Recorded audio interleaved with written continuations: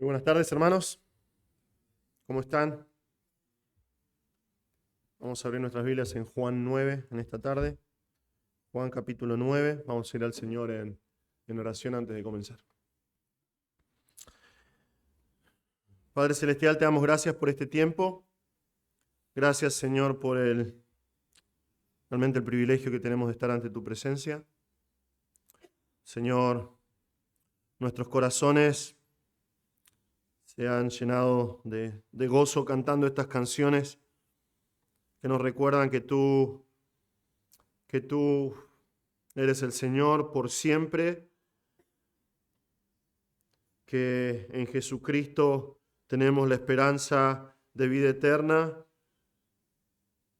que en Jesús, el buen pastor, tenemos una guía constante para nuestras vidas. Señor, hemos meditado en estas verdades mientras cantábamos y ahora abrimos tu palabra, Señor, tu palabra eterna, tu palabra inspirada por ti, tu palabra que permanece para siempre en los cielos, Señor. Y te rogamos, Padre, que por medio de ella tu Espíritu Santo nos guíe a la verdad. Te pedimos, Señor, que por favor nos hables en esta tarde. Señor, que nosotros podamos ser edificados, desafiados, que como oramos cada vez que estamos estudiando Juan, que nos muestres un poco más a Jesús, que podamos comprender un poco más quién es nuestro Salvador. Señor, te damos gracias por este tiempo. Señor, mientras nos preparamos para escuchar tu palabra, también recordamos en oración a nuestra hermana Yoli.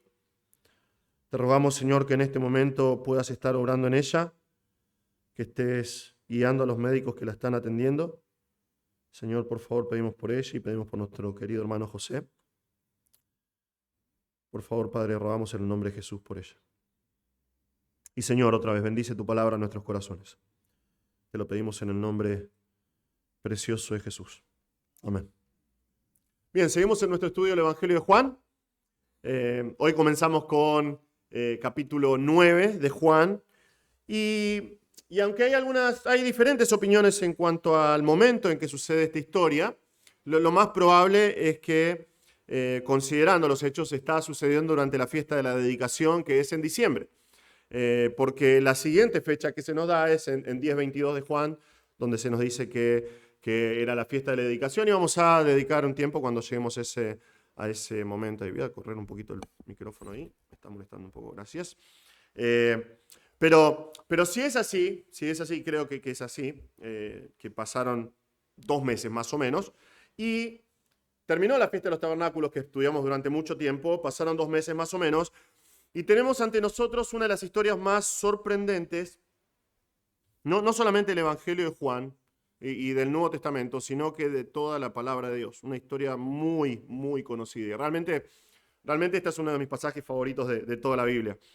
Es una historia que está llena de diferentes matices, idas y vueltas. Tenemos un milagro, tenemos gente siendo interrogada, tenemos gente acusando, tenemos gente tratando de evitar problemas. Vemos diferentes tipos de personas en esta historia. Tenemos a religiosos, tenemos vecinos, algunos vecinos medio chusmas, tenemos a un ciego que deja de ser ciego, tenemos familiares del ciego que no se hacen cargo del pobre hombre. Vemos diferentes tipos de reacciones en esta historia. Vemos sorpresa, vemos miedo, vemos dudas, vemos furia, mucho enojo, vemos adoración. Como era de esperar,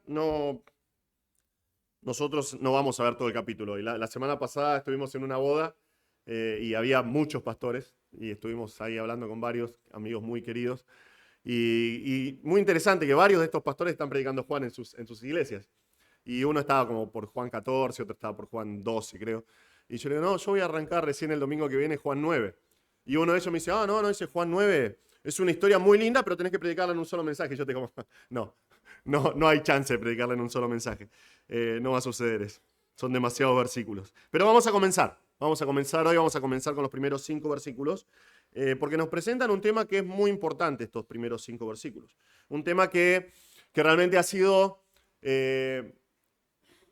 tema de discusión, que ha sido motivo primeramente de decenas de miles de libros. Ha sido tema de incontables horas de charlas filosóficas, discusiones teológicas.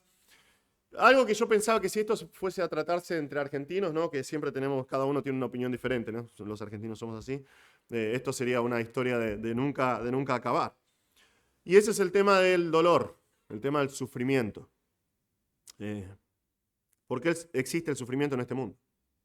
¿Cuál es la causa del dolor?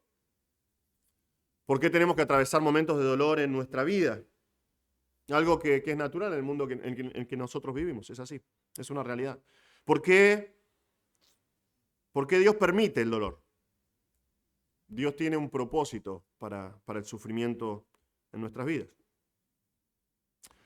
Vamos a tener entre nosotros a un hombre ciego, un pobre hombre, un mendigo, que va a encontrarse con Jesús. Y ese va a ser el comienzo de una historia realmente impresionante. ¿Por qué? Porque esto es lo que va a usar Jesús a un hombre ciego de nacimiento para demostrar a todos lo que él viene diciendo y lo que él dijo en la fiesta de los tabernáculos. Él va a utilizar este encuentro para demostrar que él es la luz del mundo. Él va a tener este encuentro y va a demostrar que él es el gran yo soy, que él es el Dios de Israel. Pero primero, vamos a ver nuestra breve porción de hoy. Y en nuestra breve porción de hoy, los primeros 5 versículos, vamos a ver que aunque el sufrimiento es una parte integral de este mundo caído en el cual vivimos, el Señor no permanece impasible ante el sufrimiento. Aunque el dolor es una realidad y el sufrimiento es una realidad en este mundo, el Señor no se queda quieto. El Señor no se queda inmóvil en medio de ese sufrimiento. Vamos a leer lo que dice Juan 9, comenzando en versículo 1. Al pasar Jesús, vio a un hombre ciego de nacimiento. Y sus discípulos le preguntaron: Rabí, ¿quién pecó, este o sus padres, para que naciera ciego? Jesús respondió: ni este pecó, ni sus padres, sino que está ciego para que las obras de Dios se manifiesten en él. Nosotros debemos hacer las obras del que me envió mientras es de día. La noche viene cuando nadie puede trabajar. Mientras estoy en el mundo, yo soy la luz del mundo. Nosotros vamos a ver en nuestro pasaje 4 realidades acerca del Señor y del sufrimiento del hombre.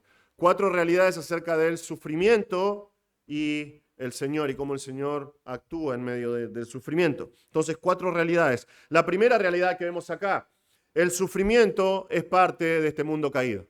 El sufrimiento es parte de este mundo caído. El versículo 1 nos dice: al pasar Jesús vio a un hombre ciego de nacimiento. Entonces, recordamos un poquito lo que pasó la última vez que estuvimos estudiando Juan, hace 2 semanas. Cristo tiene una discusión con los fariseos, ¿sí? Está teniendo una discusión bastante animada con estos hombres. Los llama mentirosos. Los expone como asesinos. Dice: ustedes me quieren matar. Demuestra que son asesinos realmente. Declara que, aunque ellos tienen un montón de buenos argumentos, su padre no es Abraham. El padre de estas personas no es Dios. Su padre es el diablo mismo.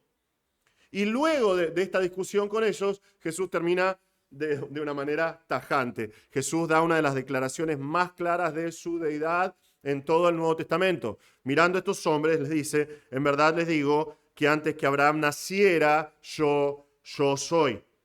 Ellos entendieron de inmediato lo que está diciendo Jesús acá. Recuerdan lo que sucedió. Ellos se postraron y lo adoraron, ¿verdad? No, absolutamente no. Ellos tomaron piedras para matarlo, para apedrearlo, porque ellos entendieron lo que Jesús estaba diciendo. Jesús les estaba diciendo: yo soy Dios. Y para ellos era una blasfemia. Pero todavía no es la hora de Jesús. Todavía no llegó su hora. Entonces fue ocultado. Él salió de la presencia de estos tipos. Y otra vez esto es fiesta de los tabernáculos, la última vez que estudiamos Juan, septiembre-octubre, entre medio de septiembre y octubre. Y posiblemente pasaron cerca de 2 meses y es donde comenzamos nuestro texto. Nos dice que al pasar Jesús vio a un hombre ciego de nacimiento. Jesús posiblemente está en las cercanías del templo, vamos a verlo más adelante en Juan 10, o dirigiéndose hacia el templo, porque pronto se nos va a nombrar el estanque de Siloé. Si recuerdan cuando vimos el PowerPoint de la fiesta de los tabernáculos, bajás del templo, unas escalinatas y ahí está el estanque de Siloé. ¿Sí? Entonces hay una interacción muy, muy cerca del templo. Y el Señor se encuentra con este hombre y se nos dice que es un hombre ciego de nacimiento. Juan 9:8 nos dice que este hombre estaba constantemente mendigando, pidiendo plata. Ahora, la ceguera de nacimiento era algo bastante común en tiempos antiguos. Nosotros no lo vemos mucho hoy, pero en tiempos antiguos era algo muy normal. Y tal vez nosotros no entendemos la magnitud de estas cosas, tenemos que meternos en el contexto histórico.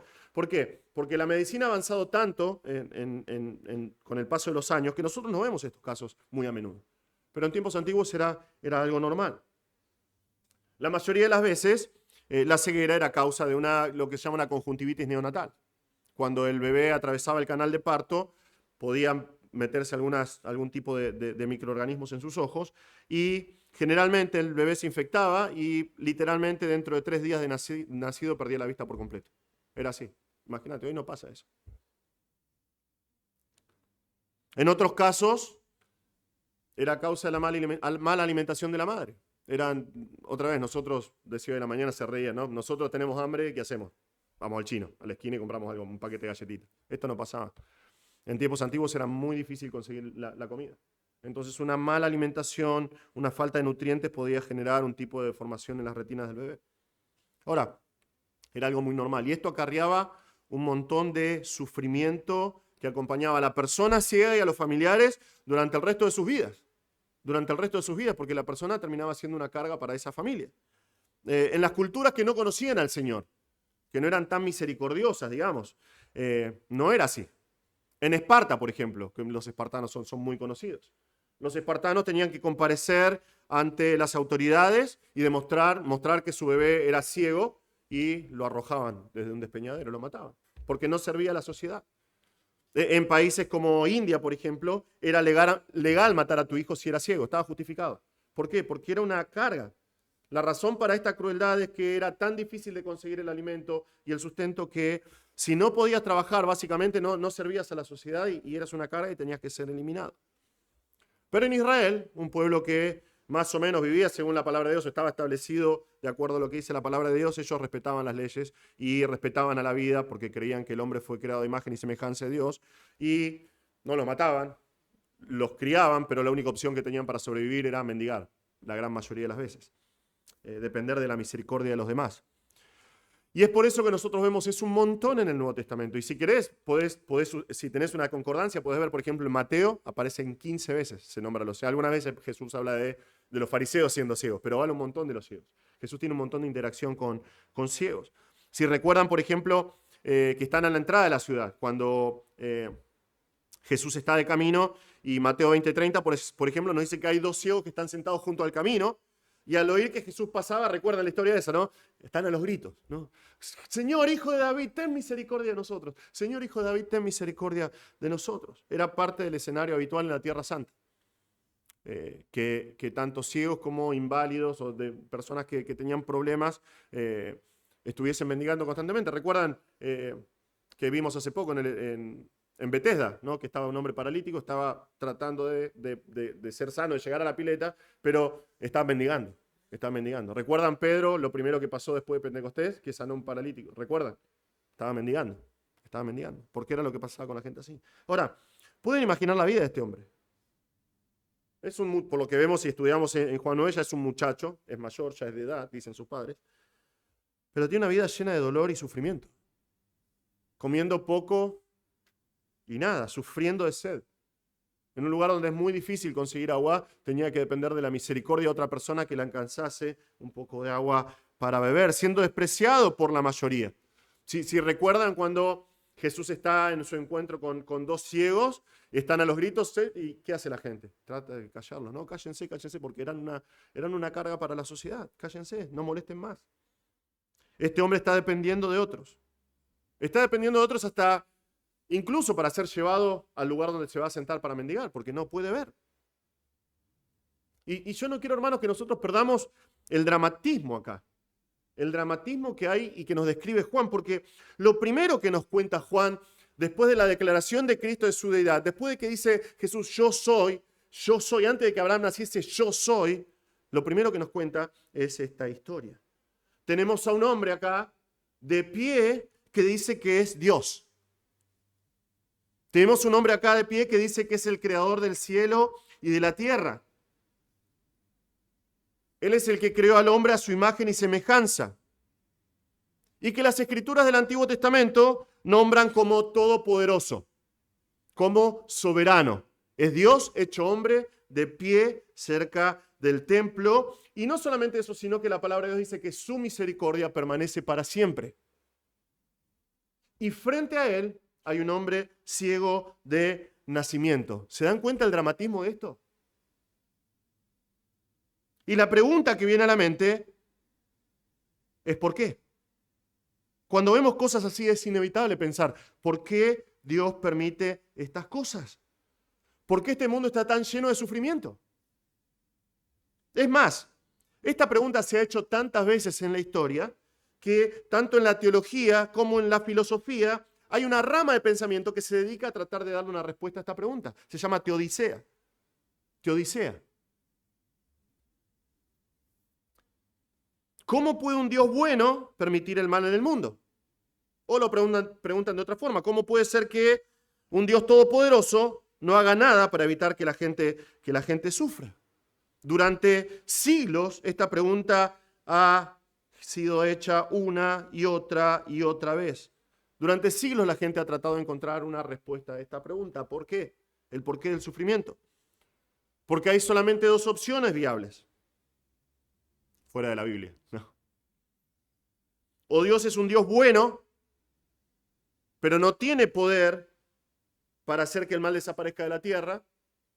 O Dios es todopoderoso, pero realmente no le importamos. Realmente no quiere hacer nada para que la gente deje de sufrir.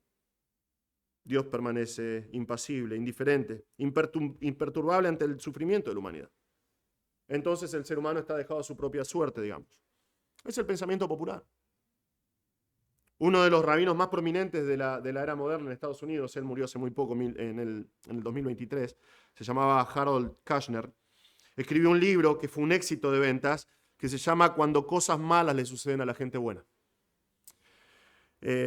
Ahí trata de explicar, darle sentido, encontrar una respuesta a una tragedia que él sufrió. Su hijo tuvo un síndrome, una enfermedad muy, muy rara y murió muy joven. Entonces él trató de ilustrar, encontrar una respuesta por medio de la historia de Job. Y él dice esto acerca de Job. El autor del libro de Job está obligado a escoger entre un Dios bueno y poderoso que no es completamente poderoso, o un Dios bueno que no es totalmente bueno. Entonces escoge creer en un Dios bondadoso. Entonces, ¿ven lo que está haciendo este hombre? Según el punto de vista de este rabino, Dios desea que el justo disfrute de una vida pacífica, una vida feliz, pero a veces incluso Dios no puede hacer que eso suceda. Y le es muy difícil evitar que el caos y la injusticia reclamen a sus víctimas en este mundo. En otras palabras, este hombre está diciendo que si bien Dios no tiene el poder para evitar el sufrimiento, bueno, por lo menos proporciona consuelo a los que están afligidos. Porque, hermanos, realmente fuera de todo el consejo de la palabra de Dios, a nosotros nos quedan solamente dos opciones de razonamiento. Dios es bueno y sin poder suficiente, o Dios es todopoderoso y realmente no le importa el hombre. Su interés por nosotros no es tan grande. Pero la palabra de Dios da una explicación a todos los males de este mundo. La palabra de Dios nos muestra claramente que todo el dolor, todas las injusticias, todas las desgracias que hay en este mundo se resumen con una sola palabra, la palabra pecado. Es la palabra pecado. Como escribió Pablo en Romanos 5:12, el pecado entró en el mundo el pecado entró en el mundo por un hombre, Adán, y por el pecado que entró, la muerte. Es por el pecado de Adán y Eva que este es un mundo maldito, un mundo que afecta a todo ser humano desde su nacimiento. Nuestros cuerpos fueron condenados a la muerte física y espiritual. Estamos condenados, hermanos. Estamos condenados al envejecimiento, estamos condenados a la degeneración de nuestros cuerpos. Nuestros cuerpos presentan una fragilidad que nos deja expuestos a todo tipo de males, a todo tipo de enfermedades. La palabra de Dios nos muestra que nuestras mentes están condenadas porque están sujetas al príncipe de este mundo. Nuestras mentes están sujetas a los deseos de nuestra carne y las malas decisiones, tanto propias como ajenas, son causantes de todo tipo de males en todo el mundo. Y peor aún, nuestras almas están condenadas. Nuestras almas están condenadas. Porque la paga del pecado es la muerte eterna. Por lo tanto, todos estamos condenados al infierno. Esas son como las malas nuevas, ¿no?, del Evangelio. Ya le encontramos la vuelta en un rato. Entonces el sufrimiento y el dolor son una realidad en el mundo. Porque el pecado es una realidad en el mundo. Y ese pecado causa todo el sufrimiento en el mundo. Es clarísimo en la palabra de Dios. Es clarísimo, hermanos. Y espero que se den cuenta de esto, ¿no? Pero esa maldición que trajo el pecado está creciendo de manera progresiva a medida que nosotros vamos avanzando hasta el retorno de Cristo. Cristo viene pronto. Y este mundo está cada vez más corrompido. Espero que se den cuenta de eso.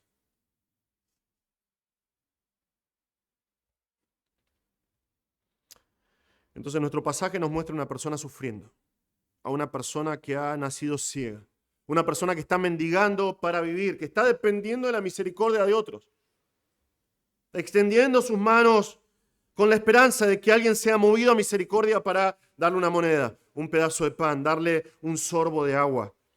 Y nos recuerda que el sufrimiento es inevitable, porque forma parte de este mundo caído. Pero, y gracias al Señor por los peros, nuestro pasaje nos dice que Jesús pasando vio a este hombre. Este hombre no vio a Jesús, obviamente, está ciego, no puede ver, pero nos dice que Jesús vio a este hombre. Ahora, piensen en esto, ¿no? Porque Jesús, esta es una fiesta que está llena de decenas de miles, si no cientos de miles, y en algunos casos millones de judíos celebrando. Y Jesús podría haber pasado de largo. Era un ciego más. Jerusalén está llena de ciegos. Pero nos dice el texto que Jesús vio. Jesús vio. Y el verbo tiene la idea de que lo contempló fijamente, lo percibió, se quedó mirándolo fijamente. Y sus discípulos se dan cuenta de esto. Sus discípulos lo ven y se dan cuenta e hicieron algo que nos lleva a nuestro siguiente punto. Segunda realidad número 2 acá. El sufrimiento produce preguntas en el corazón del hombre. El sufrimiento produce preguntas en el corazón del hombre, en versículo 2. Los discípulos ven a su maestro mirando fijamente a este hombre. Esto le despierta un interrogante. El sufrimiento es algo real. La condición miserable de este ciego vestido de harapos es algo evidente. Y esto los lleva a preguntar a Jesús la causa de tal desdicha. Y le dicen, maestro, rabí, ¿pecó este o sus padres para estar ciego? Y tal vez vos te preguntás, ¿qué tipo de pregunta están haciendo? ¿No? Porque nosotros jamás preguntaríamos, este ciego, ¿quién pecó, este o sus padres para que esté ciego? ¿No? Porque casi parece que están hablando del karma. Y eso es una idea completamente antibíblica. Pero el razonamiento de estos hombres es el siguiente. Si este ciego está sufriendo, tiene que ser a causa de algún tipo de pecado específico. ¿Es culpa de los padres o es culpa de este fulano? Alguien tiene que haber pecado. La palabra acá para pecado, la palabra pecado, palabra martí en el griego, significa errar el blanco. Alguien tuvo que haber errado, haber ofendido a Dios para que este tipo sea ciego. ¿O él o sus padres? ¿Quién? ¿Cuál de los dos? Entonces te preguntas, ¿dónde aprendieron a pensar así? Bueno, era parte de la enseñanza rabínica de la época. Era parte de la enseñanza rabínica. Provenía de lo que vemos constantemente en los fariseos, una mala interpretación de la palabra de Dios, una mala interpretación de algunos pasajes, donde ciertos pecados son castigados con, por ejemplo, ciertas enfermedades. Dios, por ejemplo, castigó a Usías, el rey Usías, ¿recuerdan? Eso lo vemos en Isaías también, sí, pero en 2 Crónicas 26 lo vemos claramente. ¿Qué pasó con el rey Usías? Se volvió loco, se metió dentro del templo, quiso realizar actos que solamente le correspondían a los levitas. Vinieron sacerdotes, hombres de Dios valientes, y le dijeron, no te corresponde, tomátela del templo, básicamente. ¿Y él qué hizo? Se agarró de los cuernos del altar y dijo, no salgo. ¿Qué hizo el Señor?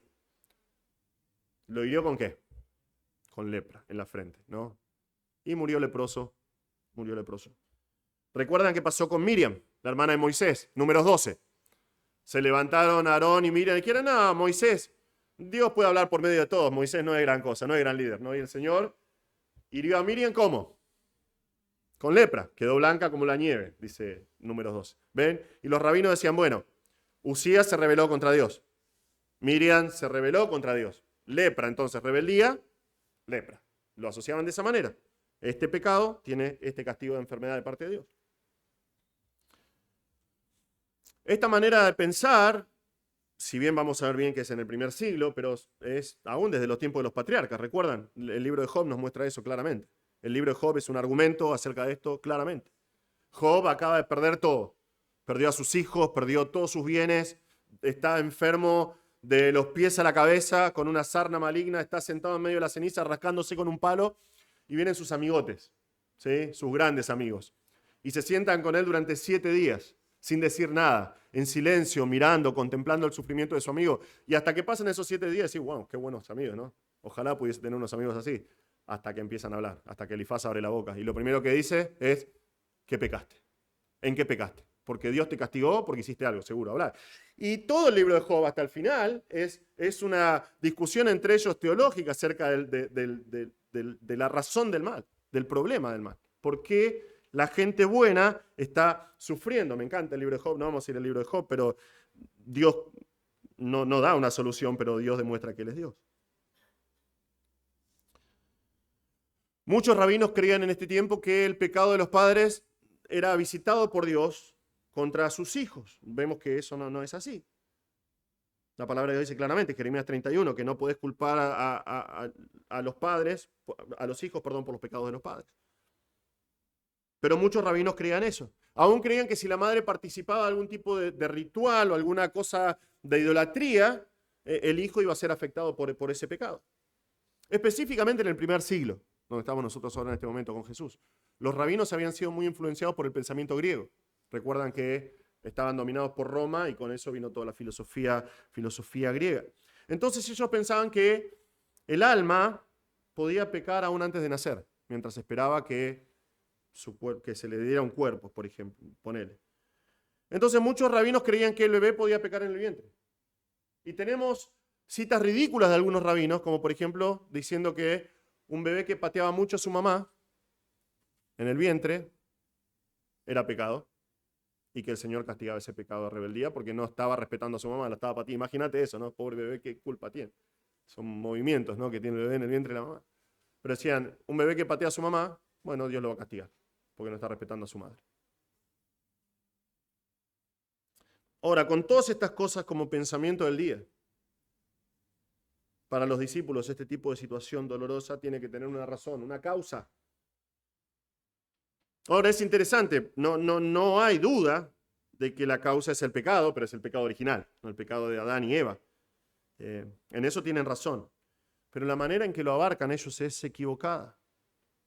Pero en su pregunta hay una verdad que es innegable, que es la realidad que vemos acá. El sufrimiento produce preguntas, produce preguntas. Por eso es tan común ver a una persona llorando frente a un ser querido que ha muerto y la primera cosa que pregunta es ¿por qué? ¿Por qué? ¿Por qué es lo que produce el sufrimiento? Preguntas. ¿Quién tiene la culpa? ¿Quién tiene la culpa por el dolor? ¿Por qué hay tanto sufrimiento? ¿Cuál es la causa? ¿Quién pecó para que esta desgracia se haga una realidad? ¿Fue este ciego? ¿Es él víctima del pecado de sus padres? Para los discípulos, esta fue una oportunidad los discípulos siempre decían muchas cosas sin sentido, ¿no? Para ellos esto es casi una charla pseudo-teológica, digamos. Pero para el Señor, como vamos a ver, es una oportunidad para demostrar su compasión, una oportunidad para manifestar su poder, una oportunidad para enseñarnos y para glorificar a Dios. Vemos a continuación, la tercera realidad acá. El Señor tiene un propósito específico para el sufrimiento. El Señor tiene un propósito específico para el sufrimiento, en versículo 3. Vean las palabras de Jesús. Jesús respondió, ni este pecó, ni sus padres. No está diciendo que este ciego es sin pecado y que sus padres son sin pecado, pero está diciendo que la ceguera que él está padeciendo no fue causada por un pecado específico de alguno de ellos, sino que está ciego para que las obras de Dios se manifiesten en él. Y conocemos la historia, no estoy spoileando nada acá. Dios va a tomar a este hombre con esta ceguera y va a hacer algo para poner de manifiesto su poder y su gloria. Lo va a sanar de manera milagrosa. Pero el Señor tiene un propósito específico para el sufrimiento. Que sus obras sean manifestadas, que se den a conocer. En este caso, a través del sufrimiento y la sanidad y la adoración de este pobre hombre. Quiero que veamos esto, hermanos. Y que entendamos esto, porque es lo que nos muestra Jesús en este pasaje. Lo que la gran mayoría de las personas ven como una tragedia. Lo que nosotros mismos muchas veces vemos como dolor y sufrimiento, en las manos de Dios son simplemente una oportunidad. Una oportunidad para demostrar quién es Él. Una oportunidad para poder ver a Dios manifestándose, manifestando su poder y su gloria de manera visible.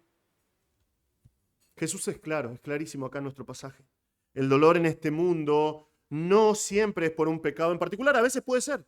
A veces el sufrimiento es consecuencia del pecado, eso es algo natural, pero muchas personas sufren sin pecar, es parte de la vida. Es parte de la vida. Muchas personas van por la vida sin hacer absolutamente nada, viviendo sus vidas normales, y viene alguien que pecó, alguien que está excedido de drogas o de alcohol y lo choca y lo mata. Y cosas por el estilo son innumerables.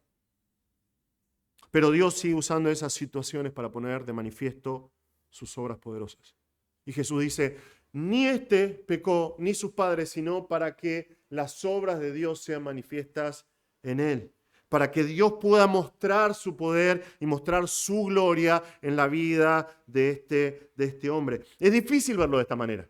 Es difícil verlo así muchas veces. ¿Por qué? Porque el dolor, muchas veces el sufrimiento desafía lo que nosotros conocemos acerca de la bondad de Dios. Y nosotros pensamos muchas veces como el mundo piensa. Si Dios es tan bueno, ¿por qué estoy sufriendo tanto? Desafía la razón, porque la razón quiere tener una explicación lógica, si se quiere. Y es por eso que Jesús acá responde de manera clara, hermanos. Él no da lugar a dudas. Jesús apunta el sufrimiento y lo apunta directamente a la soberanía de Dios. En medio del dolor, en medio de las tragedias, Dios es soberano. Dios es soberano. No es que muchas veces el mundo trata de encontrar un consuelo, muchas veces los creyentes tratan de encontrar un consuelo diciendo, bueno, Dios lo permitió, pero no es lo que enseña la palabra de Dios. La palabra de Dios demuestra que Dios es soberano, que Él planeó cada situación en este mundo y Él tiene todo bajo su control. Todo bajo su control. El mundo dice, si Dios es bueno, no es poderoso para quitar el mal. Y si Dios es poderoso, no es bueno, ¿por qué? Porque Dios no quiere quitar el mal. Pero bueno, la palabra de Dios dice algo completamente distinto. La palabra de Dios dice, Dios es soberano. Es el argumento de Salmo 115. El salmista dice, no a nosotros, Señor, no a nosotros, sino a tu nombre da gloria, por tu misericordia, por tu fidelidad. Está hablando claramente que Dios es digno de gloria, que Dios es misericordioso, que Dios es fiel. Y la pregunta que hace el salmista, ¿por qué han de decir las naciones dónde está ahora tu Dios? Porque es el argumento del mundo. ¿Dónde está Dios en medio del sufrimiento? ¿Dónde está Dios en medio de la derrota? ¿Y cuál es la respuesta? La soberanía de Dios. El salmista dice, nuestro Dios está en los cielos, Él hace lo que le place, Él hace lo que Él quiere, Él es soberano. Estos planteos de la teodicea mundana, Dios es bueno pero no es poderoso, Dios es poderoso pero no es bueno, se terminan con una verdad bíblica. Dios es soberano, Dios está en control, Dios quiere manifestar su gloria, Dios es un Dios celoso de su gloria. No podemos entenderlo por completo, muchas veces no podemos asimilarlo, muchas veces decimos, bueno, no sé cómo todos estos detalles que están pasando en mi vida van a repercutir en la gloria de Dios, no lo entendemos por completo, pero todo lo que Dios hace lo planeó desde la eternidad pasada, hermanos. Lo planeó al detalle desde la eternidad pasada y todo lo que planeó, aún el sufrimiento, tiene como propósito la manifestación de sus obras poderosas y la manifestación de su gloria. Porque eventualmente con el desarrollo de la historia, al final, Dios va a ser glorificado en tu sufrimiento y en el mío, en cada situación dolorosa. ¿Quién pecó entonces para que éste sea ciego? Nadie. ¿Por qué hay tanta gente que sufre como este? Dios quiere manifestar sus obras.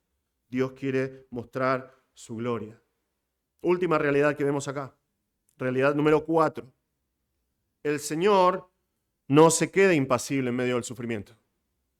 El Señor no se queda quieto en medio del sufrimiento, versículos 4 y 5.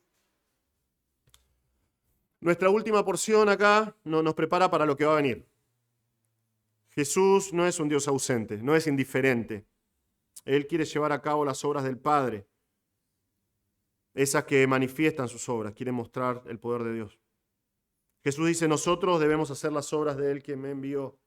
Es la razón por la que Cristo vino. Es la razón por la cual Él se hizo un hombre. Y vean lo que dice, me envió el Padre. A eso me envió el Padre. El Padre me envió a esto. Y vemos que su tiempo es muy limitado. Debe hacer las cosas mientras es de día. La noche viene cuando nadie puede trabajar. Esta es una ilustración que tenía mucho sentido en tiempos antiguos. Hoy por ahí te toca trabajar de noche y dices, bueno, yo trabajo de noche. No pasa nada, ¿no? Ponemos un reflector y trabajamos. Pero en tiempos antiguos no era así. Solo podías trabajar mientras había luz solar. Es por eso que empezaban a trabajar muy temprano con el amanecer y se iban a la casa cuando comenzaba a bajar el sol. ¿Se acuerdan, no? Que estamos leyendo Juan y Juan nos dice constantemente, no era la hora de Jesús, no era su hora, no era su hora. Todavía no había llegado su hora. Bueno, pero la hora va a llegar. Y Jesús sabe que su hora está pronta a llegar. Faltan muy poquitos meses para que Él muera en la cruz. Te pregunto, hermano, ¿qué harías vos si supieras que tu vida en la tierra es limitada? ¿Qué harías? Si supieras que tenés cierta cantidad de días para vivir. Bueno, espero que si supieras, tomarías decisiones más sabias de las que estás tomando hoy. ¿No? Porque realmente no sabemos cuánto tiempo vamos a vivir. A veces nosotros decimos, no, nosotros vamos a vivir 100 años. No. Pero en realidad no sabemos cuántos días tenemos. Esta mañana me enteré que anoche partió con el Señor un gran hermano, un hermano conocido mío que ha trabajado con nosotros en algunos grupos de construcción, que era de otra iglesia, un hermano muy querido por mí. Un hombre joven, relativamente joven, 60 y pico. Murió de un infarto ayer a la mañana. Nadie sabe cuánto tiempo tiene para vivir. Pero el Señor sí, el Señor sabía que estaba limitado acá. Y Él dice, cuando llegue la noche, cuando llegue su hora finalmente, no va a poder trabajar de la forma en que lo está haciendo ahora. No va a poder realizar todos estos milagros que está haciendo ahora. No va a poder invertir en la gente y en sus discípulos como lo está haciendo ahora. ¿Y qué quiere decir con esto? Bueno, lo hemos explicado en versículo 5. Mientras está en el mundo, Jesús es la luz del mundo. Él va a manifestar esa luz mientras esté vivo. Pero pronto, muy pronto, Él va a atravesar los tormentos de la cruz. Él va a cargar con nuestras iniquidades. Él va a ser puesto en una tumba y luego va a resucitar y después va a ir a la presencia del Padre en gloria. Él ya no va a poder hacer este tipo de obras, no va a poder interactuar con los seres humanos como lo está haciendo en este momento. ¿Por qué? Porque va a ser glorificado, va a ascender y va a sentarse a la diestra del Padre, y una vez que ascienda, Él va a enviar al Espíritu Santo, que va a ser el otro consolador, el que va a guiar a su iglesia en este tiempo, en la era de la iglesia. Pero mientras está en el mundo, dice, mientras estoy acá, dice Jesús, en este momento de la historia con ustedes, le dice a los discípulos, yo soy la luz del mundo. Mientras esté acá en este mundo, tengo que hacer aquello que el Padre me envió a hacer. Y quiero aprovechar este momento para hablar acerca de Cristo y el Evangelio, que hablé un poquito. Tal vez estás acá y no conoces al Señor. Tal vez estás acá y nunca pusiste tu confianza en Cristo. Y tal vez estás acá y tenés este tipo de preguntas, como los discípulos. ¿Quién pecó? ¿Este o sus padres? Para que estés ciego. Tal vez estás acá y te preguntas por qué hay tanto dolor en el mundo. Tal vez vos mismo en este momento estás atravesando tiempos de sufrimiento. Bueno, la palabra de Dios es clara, la palabra de Dios nos explicó recién. La causa del dolor y el sufrimiento en el mundo es el pecado. Es el pecado. Son las consecuencias del pecado ingresando en el mundo. El pecado se introdujo por medio de Adán y Eva, nuestros primeros padres. Y cada uno de nosotros de ese momento nacemos en pecado. Vos y yo nacimos en pecado. Vos y yo nacimos condenados a la muerte eterna. Y el pecado nos separa de Dios. Nos condena a la muerte eterna. La paga del pecado es la muerte. La separación eterna de Dios en el infierno. Pero Cristo vino. Cristo vino. Y Él, siendo la luz del mundo, es la luz del mundo y vino a morir por tus pecados. Él vino a morir por tus pecados. Él vino para darte vida eterna. La palabra de Dios dice que si vos reconoces que sos un pecador, y si evaluás un poquito tu vida vas a darte cuenta que sos un pecador.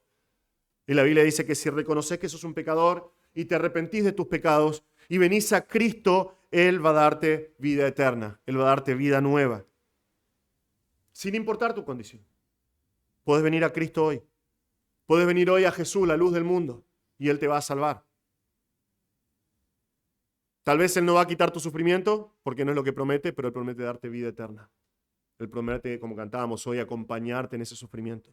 Darle sentido y propósito a tu vida en medio del sufrimiento. Dar gloria a Dios por medio de tu sufrimiento. Si no conoces a Cristo, hoy es tu oportunidad. No importa en la situación que estés, no importa el pecado en el que estés. Arrepentite de tus pecados y vení a Jesús.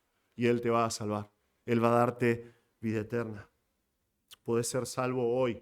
Puedes estar seguro de la vida eterna hoy si confías en el sacrificio que Cristo hizo en la cruz.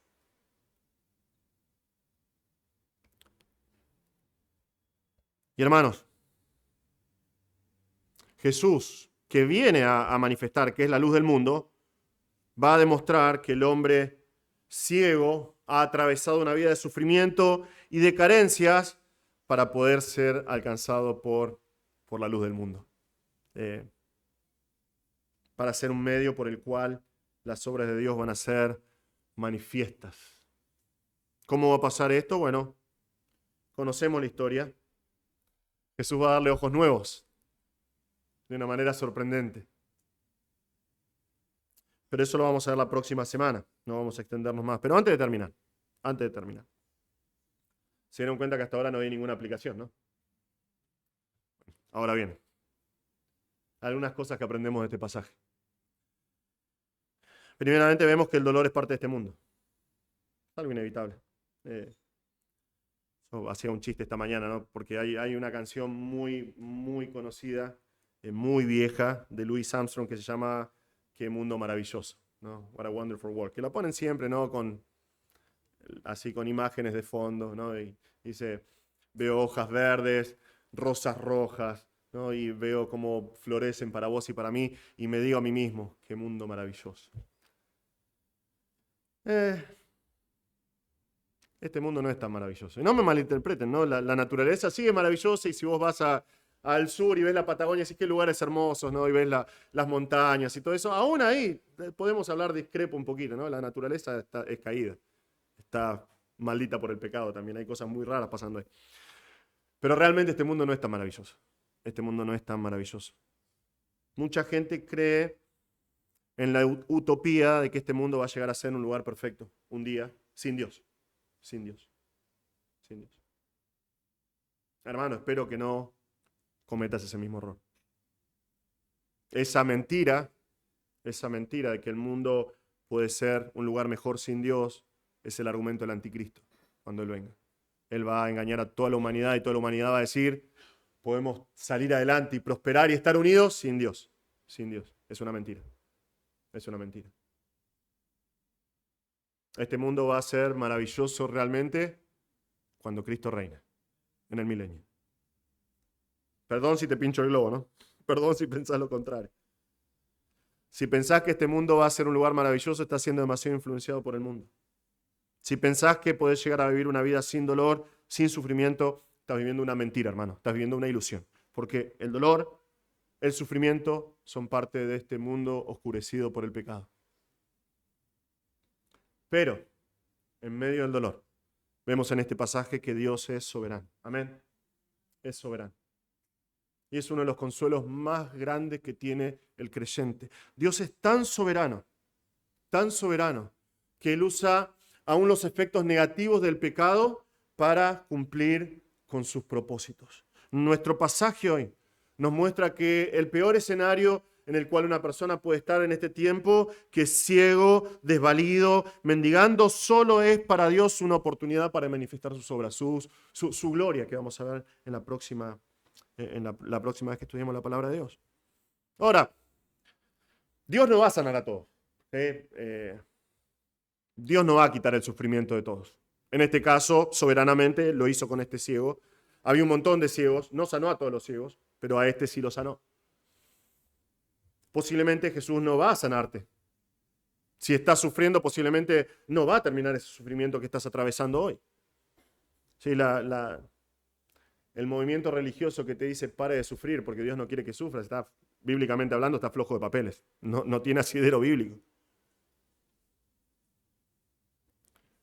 Y tal vez Dios no va a quitar el sufrimiento en tu vida, pero algo seguro, Dios va a manifestar sus obras a través de ese sufrimiento. Dios va a demostrar su gloria a través del sufrimiento en tu vida. Tal vez te preguntas, ¿por qué me sucedió esto? ¿Por qué tuve que atravesar estos momentos de dolor en mi vida? ¿Por qué estoy atravesando momentos de sufrimiento en este momento en mi vida? Bueno, el Señor nos da la respuesta. Dios está en control. Él es soberano. Él quiere manifestar su poder, sus obras. Él quiere manifestar su gloria. Eso nos deja con algunos desafíos, hermanos, realmente. Con algunos desafíos. Por un lado, y es algo que sacamos directamente de este pasaje, ¿no? Tenemos que ser muy cuidadosos en no caer en la misma actitud que los discípulos del Señor. Nosotros no decimos lo que ellos dijeron. Si somos sinceros, no lo decimos. Pero muchas veces vemos a personas sufrir y pensamos, bueno, se lo buscaron, se lo merecen.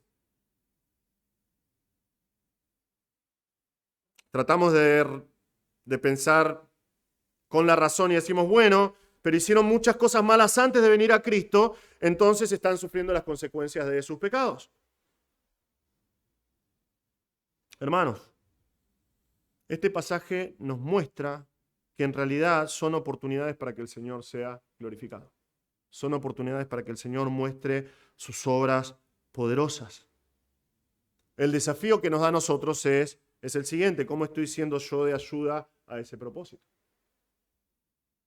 ¿Estoy identificando cada situación de sufrimiento en la vida de las personas alrededor mío como una oportunidad para que Dios sea glorificado? ¿Estoy ministrando a la persona que está sufriendo para que Dios sea glorificado, para que Dios pueda manifestar sus obras?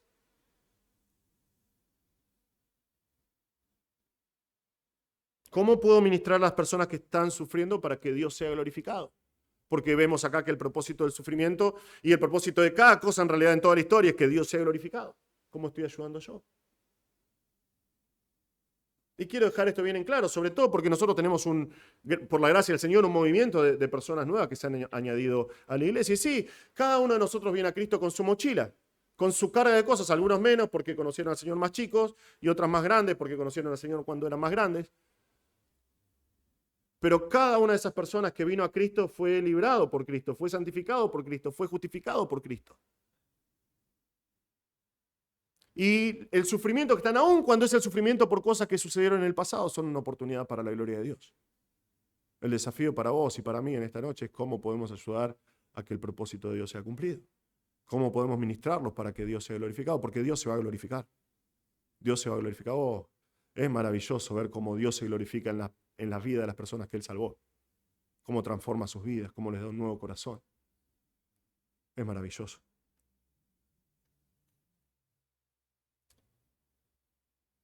Por otro lado, este pasaje nos consuela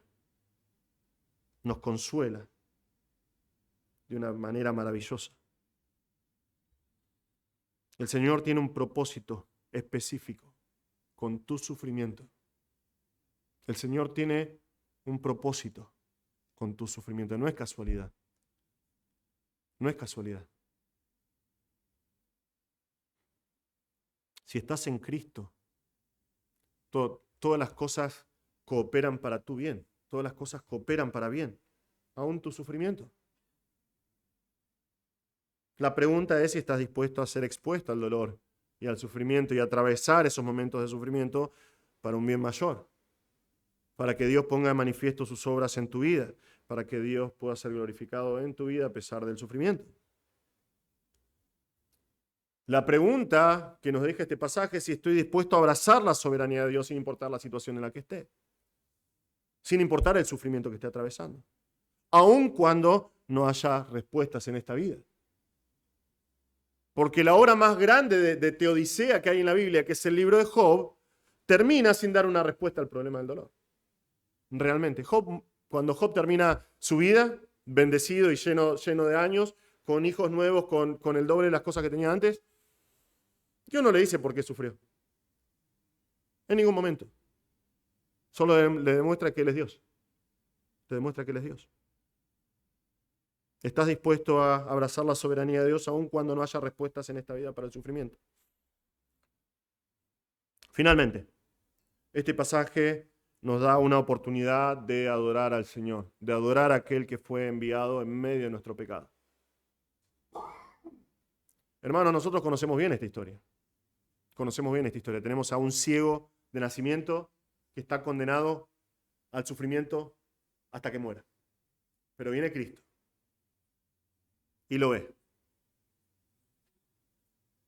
Y escupe en el piso. Y hace barro y le pone en los ojos. Y él recobra la vista. Él tiene vista otra vez. O sea, por primera vez. Por primera vez. Y vamos a ver todo lo que pasa ahí, ¿no? Las idas y vueltas que hay. Pero ¿cómo termina? Cuando se encuentra con Jesús, dice, vos sos el que me sanaste. ¿Y qué hace? Se postra y adora. Se postra y adora. Jesús es la luz del mundo. Jesús es el gran yo soy. Y queda demostrado justamente ahí al final del capítulo 9, como vamos a ver. Porque este hombre se postra y adora a Cristo. Y esto solamente se hace con Dios, con el Señor. Y Jesús es Dios, es digno de adoración. Es una oportunidad para nosotros de hacer exactamente lo mismo. Nosotros podemos adelantarnos al final del capítulo 9 y adorar al Señor hoy. Hoy. Porque nuestro justo castigo era ser condenados a muerte. Sin embargo, Él vino. La luz del mundo vino. Nos dio vida y luz en nuestra oscuridad. Hermanos, qué gran Salvador que tenemos. Qué gran Salvador. Él se acercó. Él manifestó su luz. Él nos salvó. Y Él se glorifica y nos consuela en nuestro sufrimiento, aunque no tengamos todas las respuestas en esta vida. Lo más probable es que no vamos a tener las respuestas en esta vida, pero un día vamos a entender. Un día cuando estemos cara a cara con aquel que es la luz del mundo vamos a entender. Y quiero terminar este pasaje de hoy leyendo unas estrofas de un himno que se llama Entenderemos. Esta semana, mientras estaba trabajando en medio del calor del campo, estaba escuchando himnos viejos. Y en medio de esos himnos me apareció este himno y digo, ese es el fin de nuestro pasaje de hoy. Se llama Entenderemos.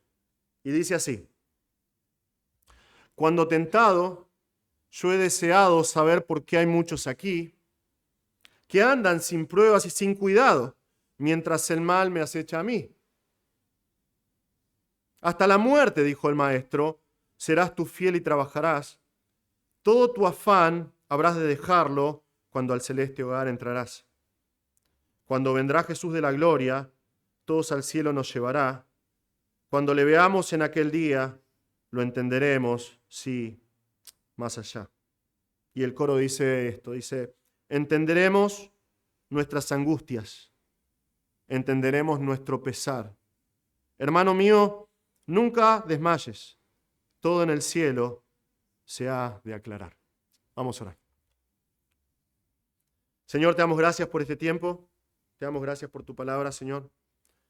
Padre Celestial, gracias por este pasaje breve en Juan, que nos recuerda que tú eres un Dios soberano, que está en control de todas las cosas. Te damos gracias, Señor. Te damos gracias por el consuelo que nos da saber que tú eres un Dios soberano. Un Dios que aún en el sufrimiento del hombre te muestras, manifiestas tu poder y manifiestas tu gloria, Señor. Te damos gracias por este tiempo y pedimos, Señor, rogamos que podamos abrazar estas verdades para nuestro crecimiento y nuestra madurez espiritual. Pedimos estas cosas en el nombre de Jesús. Amén.